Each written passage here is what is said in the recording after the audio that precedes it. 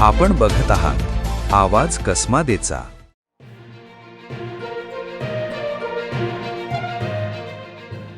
आहेत हे सध्या आमच्या ताब्यात 3 लोक आहेत। हे एक हरियाणाचा राहणार आहे आणि 2 हे बिहार राज्यातील आहेत।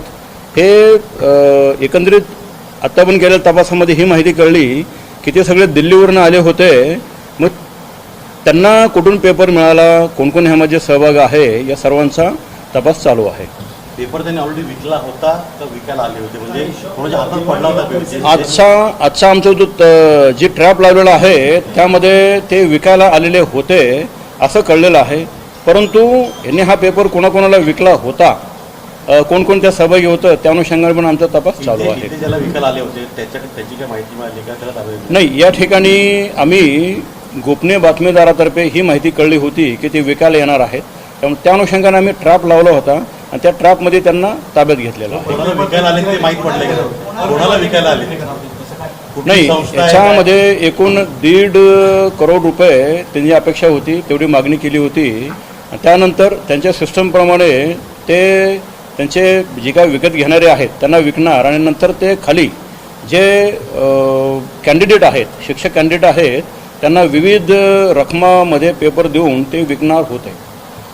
हे कोणाला विकणार? दादा एक मिनिट, मराठीमध्ये लाईव्ह झालं सॉरी प्लीज। साहेब, हे पेपर ज्याला विकायला येणार होते ते कुठल्या विद्यार्थ्याला विकणार होते?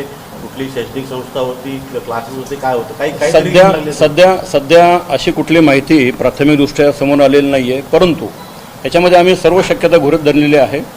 याच्यामध्ये जे काही त्यांचे प्रॉस्पेक्टिव्ह बायर्स असतील किंवा इतर जे कोचिंग सेंटर्स असतील, हे सर्व शक्यता तपासामध्ये आम्ही गृहीत धरलेली आहे।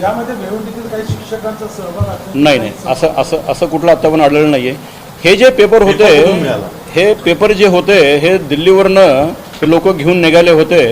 हे फक्त भिवंडीपुरते मर्यादित नाहीत।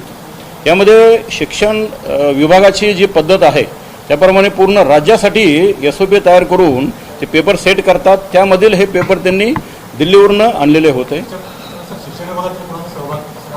नाही, यामध्ये आत्तापर्यंत केलेला प्राथमिक तपास आहे। आता फक्त FIR दाखल झालेला आहे, पंचनामा केलेला आहे। यामध्ये ज्यांचा सहभाग असेल त्या सर्व तपासामध्ये या सर्व गोष्टी काही दिवसांनी तुम्हाला सांगू। आता सध्या सर्व शक्यता मात्र आम्ही गृहीत धरलेल्या आहे। आरोपी नाव देतो आम्ही तुम्हाला। त्यांचं बॅकग्राऊंड काय, म्हणजे शिक्षित काय, हे परीक्षा दिली का? ह्याच्यामधील एक आरोपी जो आहे तो यापूर्वी केंद्रीय विद्यालयामध्ये सर्व्हिस लावण्यासाठी दुसऱ्या एका आरोपीला त्यांनी पैसे दिल्याचं कळलेलं होतं। त्यानंतर इतर पण आरोपी हे जे आहेत यापूर्वी एक वेळा परीक्षा दिलेली आहे, ते नापास झाले होते। आणि हे जे आरोपी आहेत त्यांचा पूर्व इतिहास, त्यांना कुठून मिळालं ते पण आम्ही सर्व माहिती आम्ही घेणार आहोत। बिलकुल शक्यता नाकारता येत नाही आहे, कारण ज्या तऱ्हेने हा एवढा गंभीर प्रकार झालेला आहे त्यामध्ये टोळी असू शकते। त्या अनुषंगाने पण आम्ही विविध कलम पण लावलेले आहेत आणि त्या अटक करण्याची आम्ही कारवाई करणार आहोत। नाही, दुसरी केंद्रीय विद्यालयामध्ये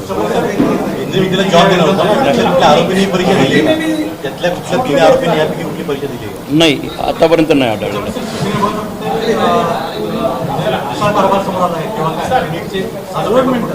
नाही, म्हणजे यामध्ये आपल्याला सांगितलं की प्रत्येकाकडून पोलीस खात्याकडून तपास चालू झालेला आहे।